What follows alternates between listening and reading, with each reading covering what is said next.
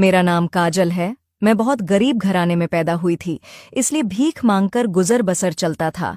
अब मैं 20 साल की हो चुकी थी। ऐसे में बहुत सारे लोग मुझे बुरी नज़रों से देखते थे और उन लोगों की बुरी नज़रों को मैं अच्छी तरह पहचान सकती थी। मेरा बिल्कुल भी घर से निकलने को दिल नहीं करता था, लेकिन जब यह बात अपनी माँ को समझाने की कोशिश करती, वह उल्टा मुझे ही बातें सुनाती। उसका यही कहना था कि हम गरीब लोग हैं, हमारा यह काम होता है। मुझे घर में बैठे रोटियां तो नहीं खिला सकती, वो मैं पागलों की तरह सारा दिन फिरूं और कमा कमा कर तुम लोगों के मुंह में ठुसूं। अपनी माँ के इस तरह की बातें सुनकर मेरा दिल और भी खट्टा होने लगता था। मैं बाजारों में भीख मांगना मेरे बस की बात नहीं थी। माँ अच्छी तरह से जानती थी कि मैं दिखने में बहुत ज्यादा खूबसूरत हूँ। ऐसे में लोग मुझे बुरी नज़रों से देखते हैं। मैं तो बचपन से ही लोगों की बुरी नज़रों से खौफ खाती थी। मेरे पास उसका कोई हल नहीं था। एक दिन इसी तरह मैं अपने घर से भीख मांगने के लिए निकली, जब एक आदमी ने चंद पैसे देने के लिए मुझे अपने पास बुलाया। जैसे ही मैं उसके पास पैसे लेने के लिए गई तो उसने जबरदस्ती मेरा हाथ पकड़ लिया। उसका कहना था कि मैं खूबसूरत हूँ, मुझे इतने पैसे देगा कि मेरी जिंदगी बदल जाए, मगर बदले में मुझे उसकी कुछ घंटों के लिए बात माननी होगी। उस आदमी की नज़रों से उसकी हवस साफ नजर आ रही थी। उसके लहजे में बेहूदगी थी, मैं अच्छी तरह से पहचान सकती थी। इसीलिए मैं अपना हाथ फौरन से खींच लिया। जो पैसे उसने मुझे दिए थे उसके मुंह पर मारकर मैं वहां से भाग गई। वह मेरे पीछे आने लगा। मैं बुरी तरह पसीने से शराबूर थी। भागते भागते मुझे और भी ज्यादा पसीना आ रहा था, क्योंकि गर्मी बहुत ज्यादा थी। मुझे सामने एक मंदिर नजर आई। मैंने सोचा इसमें पनाह लूंगी तो मुझे कुछ नहीं होगा, मेरी इज्जत को कुछ नहीं होगा, मेरी इज्जत सेफ रहेगी। मैंने एक मंदिर में पनाह ले ली। उसके बाद मेरा वहां से निकलने की हिम्मत ना हुई। काफी देर उसमें बैठी रही। इस बात का इंतजार करने लगी कि जैसे ही लोगों का भीड़ यहाँ पर बढ़ेगा, मैं छुप कर यहाँ से चली जाऊंगी। उस दिन मैंने कुछ न कमाया।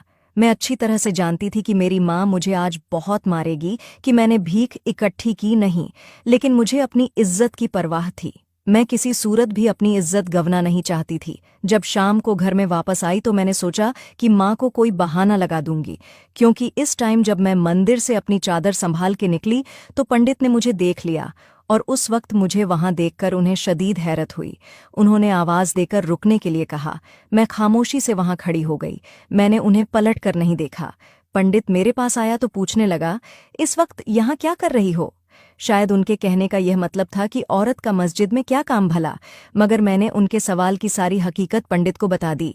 किस तरह भीख मांगने के लिए सड़कों पर और गली गली में फिरती हूँ। फिर आज जो मेरे साथ हुआ था मैंने सब पंडित को बता दिया।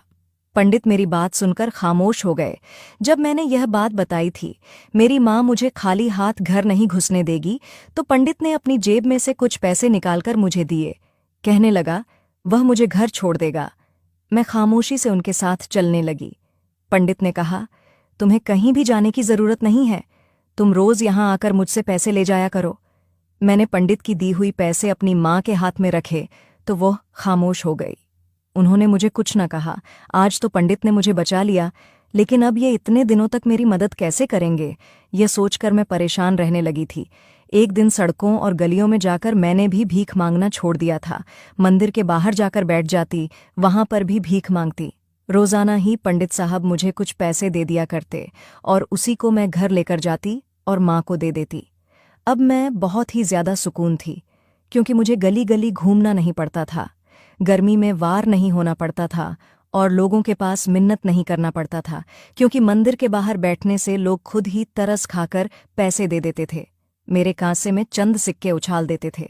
जाते जाते पंडित साहब भी मुझे पैसे दे देते थे। मेरी जिंदगी में एकदम से सुकून आ गया था। जो पहले वाली परेशानी थी वह दूर हो गई थी। अब वह आदमी भी मुझे नजर नहीं आता था जिसने मेरा पीछा किया था, फिर अब मामूल बन गया था। रोज पंडित साहब मुझे पैसे दिया करते थे, लेकिन मैंने उनको मना कर दिया था, क्योंकि मैं अच्छी तरह से जानती थी अगर पंडित साहब ने हमारे घर आकर पैसे दिए तो मेरी माँ वह पैसे भी रख लेगी और मुझे काम पर जरूर भेज देगी। ऐसे में वह जिस मकसद के लिए मेरी मदद कर रहा था, उनका वह मकसद पूरा नहीं होगा, क्योंकि मेरी माँ बहुत लालची थी। उनके लालच से तो मैं बचपन से वाकिफ थी, इसलिए उन्हें ज्यादा पैसे की तलाश में नहीं थी। मैंने पंडित साहब से कहा, मैं यहाँ पर ही आपसे पैसे ले लिया करूंगी, मेरे घर आने की आपको जरूरत नहीं। ऐसा करते हुए मुझे यहाँ पर 1 महीना गुजर चुका था। अब तो मुझे ऐसा लगता था कि पंडित को मुझसे मोहब्बत हो गई है, क्योंकि बिना मतलब के तो कोई किसी की मदद नहीं करता। कोई मतलब तो होगा, कोई किसी पर एहसान करता है।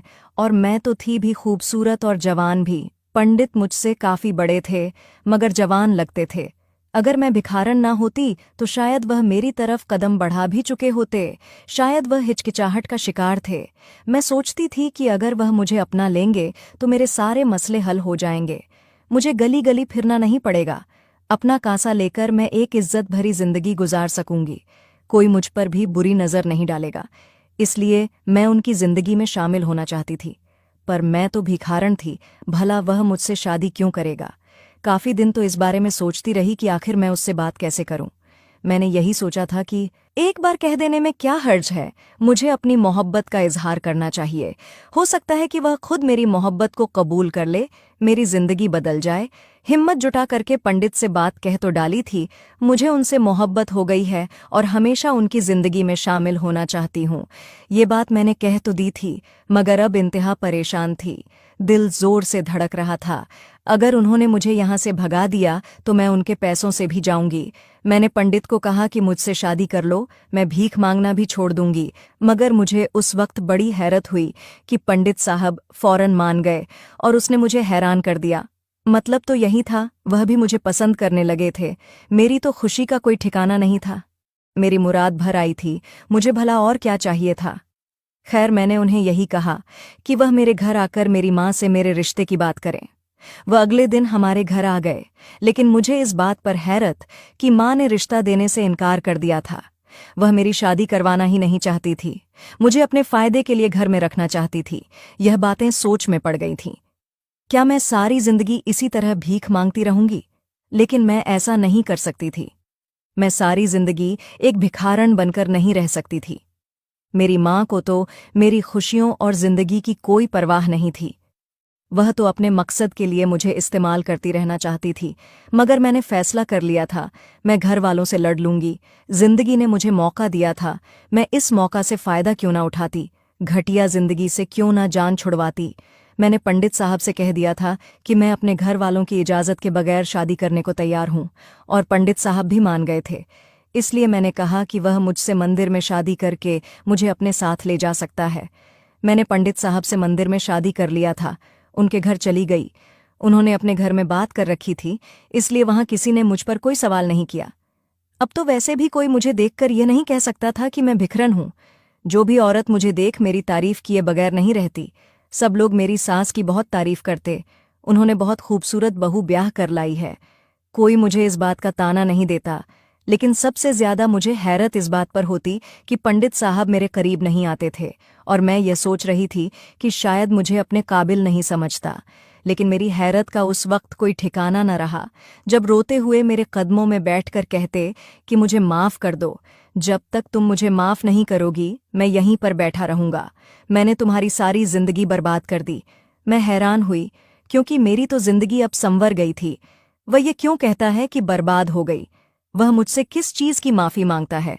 जब मैं उससे यह सवाल करती तो वह कोई भी जवाब दिए बगैर फौरन से बाहर निकल जाते, जैसे इस सवाल का जवाब देना उसके इख्तियार में ना हो। उसके अलावा वह मेरी सारी ज़रूरतें पूरी करता था, मगर कभी मुझे बीवी का हक नहीं देता था। मैं तो उसके रवैया से बहुत हैरान थी। कुछ दिन के बाद मेरी अपनी माँ से मुलाकात ना हुई, तो इस बार वह मुझसे मिलने के लिए मेरे घर आ गई थी। अपनी मोहब्बत जगाने लगी, लेकिन मैं अच्छी तरह से जानती थी यह सारी झूठी मोहब्बत है। मैं उनके लिए कमाने का जरिया थी। अब जबकि वह जरिया खत्म हो गया था तो वह खुद मेरे घर आ जाती थी, मुझसे चिकनी चुपड़ी बातें करती, फिर अपनी ज़रूरतों का रोना रोकर मुझे ब्लैकमेल करती। मेरे पास जो भी पैसे होते मैं वो उसे दे देती। वह खुशी खुशी चली जाया करती थी। मेरा पति बहुत अच्छा था, वह मुझे खर्चा भी देता। हालांकि मुझे ज़रूरत नहीं होती थी, फिर भी बिना मांगे वह सब देता था, मगर मेरे करीब नहीं आता था। बस कदमों में बैठकर माफिया मांगता रहता। मैंने तुम्हारी जिंदगी बर्बाद कर दी, मुझे माफ कर देना।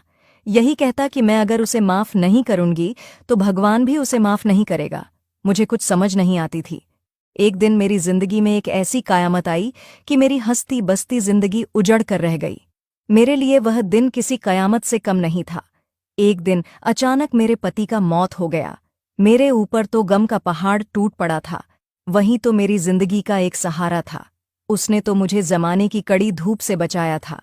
मैं कम से बिल्कुल निढाल हो चुकी थी। सारा सारा दिन रोती रहती, उसकी याद में तड़पती रहती। उसने तो मुझसे अपना जायज हक तक वसूल ना किया और ना जाने किस चीज की माफी मांगा करता था।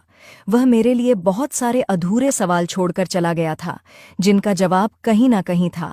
मगर एक दिन मेरे पति के मरने के बाद मेरी नंद मुझे एक पेपर देकर बोली कि खुदा के लिए भाई को माफ कर दो, वो मर गया है मरे हुओं को, तो खुदा के लिए वैसे भी हर जुर्म माफ कर देना चाहिए।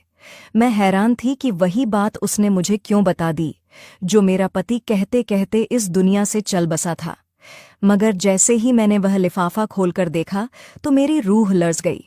मुझे उसकी बार बार माफी की वजह समझ आ गई थी, और यह भी समझ आ गया कि वह मेरे करीब क्यों नहीं आता था, क्योंकि वह मुझसे शर्मिंदा था। वह वाकई मेरा मुजरिम था। कम उम्र में मेरे साथ जो कुछ हुआ था उसे मैं अभी तक नहीं भूल पाई। उसने मेरी जिंदगी बदलकर रख दी थी। मुझे आज भी अपने बचपन का वह भयानक दिन याद है। मैं शुरू से ही भिखारन नहीं थी, बल्कि माँ बाप की लाडली बेटी थी। बचपन में मुझे किसी चीज की कोई कमी न थी, किसी चीज के लिए तरसती न थी, और न ही किसी किस्म की कोई फिक्र रहती। एक दिन मैं अपनी माँ के साथ बाजार गई और बाजार के भीड़ में मेरा हाथ मेरी माँ के हाथ से छूट गया। मैं अपनी माँ से अलग हो गई। मेरी माँ ने मुझे ढूंढने की बहुत कोशिश की थी, यह बात मैं अच्छी तरह जानती थी, लेकिन वहां पर मुझे अपनी माँ नहीं मिली। शाम होने वाली थी। फिर मैं बाजार के कोने में बैठकर रोने लगी। वहां पर एक 17 साल का लड़का मेरे करीब आकर बैठ गया, मुझसे रोने की वजह पूछने लगा। उसने मुझसे मेरा परेशानी पूछा तो मैंने उसे बताया, मेरी माँ मुझसे बिछड़ गई है, मैं तब से उनकी तलाश की कोशिश कर रही हूँ। वो लड़का कहने लगा, मुझे मेरी माँ तक पहुंचा देगा। मैं उसके साथ चल पड़ी। वो मेरी सबसे बड़ी गलती थी। मैंने उसकी बात मानी। वो लड़का मुझे किसी और जगह पर ले गया था, जहां पर मेरे और उसके अलावा कोई ना था। मैं बच्ची थी और कोई चीज समझती नहीं थी। उस लड़के ने इस बात का फायदा उठाकर जो कुछ मेरे साथ किया वह कहना चाहता था, मासूम बच्ची के साथ जुल्म कर दिया। लड़का काफी बड़ा था और सब कुछ अच्छे से समझता था। मैं बच्ची जरूर थी, लेकिन इतना तो समझ चुकी थी कि मेरे साथ जो कुछ हो रहा है गलत हो रहा है।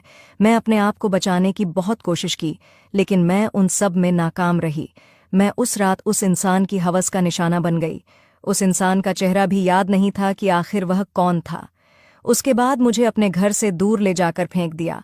वहां से मुझे मांगने वाले उठाकर अपने साथ ले गए। मुझे मालूम नहीं था कि मैं अपनी माँ से जुदा होकर कहाँ जा रही हूँ। उसके बाद वह लोग मुझसे भीख मंगवाने लगे।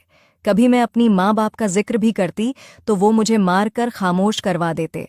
माँ बाप से दोबारा कभी नहीं मिल सकती थी। उस दिन न सिर्फ मैं अपनी इज्जत को ही, बल्कि अपने माँ बाप को भी खो चुकी थी।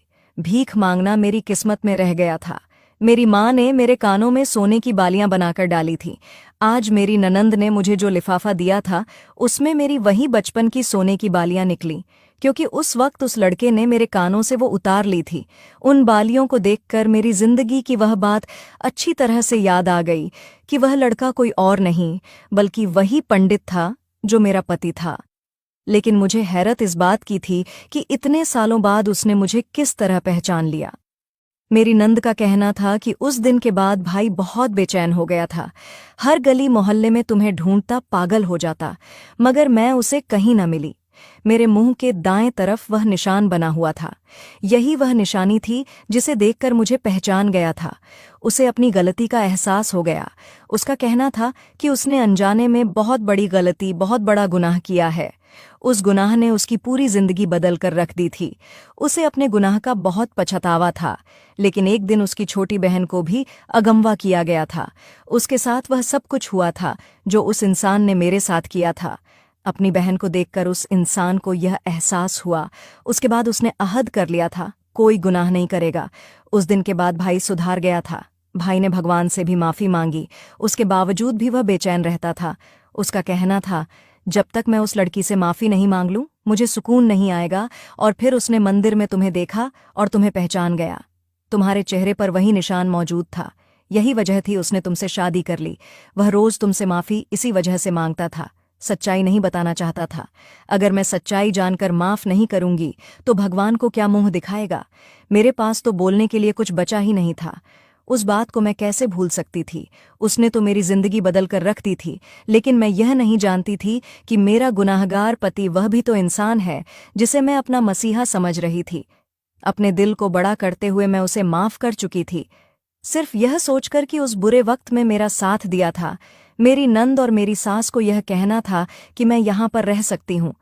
वो मेरी पूरी जिम्मेदारी उठाने के लिए तैयार थी, मगर मैं अब वहाँ रहना नहीं चाहती थी, ना ही अपनी भिखारनी माँ के पास वापस जाना चाहती थी, जिससे मैं बहुत मुश्किल से जान छुड़वा कर आई थी।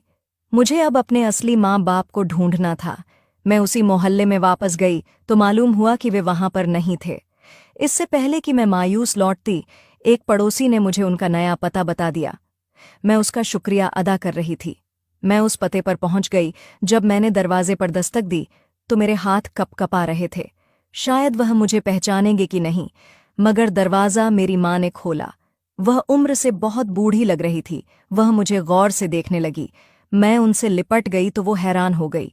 जब मैंने उन्हें बताया तो मेरी माँ के लिए खुशी का कोई ठिकाना नहीं था। मैं भी उस दिन बहुत खुश थी। अपनों से मिलने की खुशी और ही होता है। मेरे बहन भाई भी बड़े हो चुके थे, वह भी मुझे देखकर बहुत ज्यादा खुश थे। फिर कुछ साल बाद मेरे लिए बहुत अच्छे घर से रिश्ता आया। मेरी माँ ने हाँ करके मेरी शादी करके मुझे विदा कर दिया। आज मैं अपनी नई जिंदगी में बहुत खुश हूँ। मैं फिर भी बस इतना कहना चाहूंगी अपने बच्चों को, अगर अपने साथ घर से बाहर ले जाते हैं तो उन पर कड़ी नजर रखें। 1 मिनट के लिए भी अकेला ना छोड़ें। 1 सेकंड की लापरवाही आपके बच्चों को हमेशा के लिए आपसे दूर कर सकती है। उम्मीद करती हूँ दोस्तों ये कहानी आपको अच्छी लगी होगी। अगर कहानी अच्छी लगी है तो वीडियो को लाइक करें। अगर चैनल पर नए हैं तो चैनल को सब्सक्राइब करें। और हाँ दोस्तों, नोटिफिकेशन बेल ज़रूर दबाइएगा ताकि अगली अपडेट सब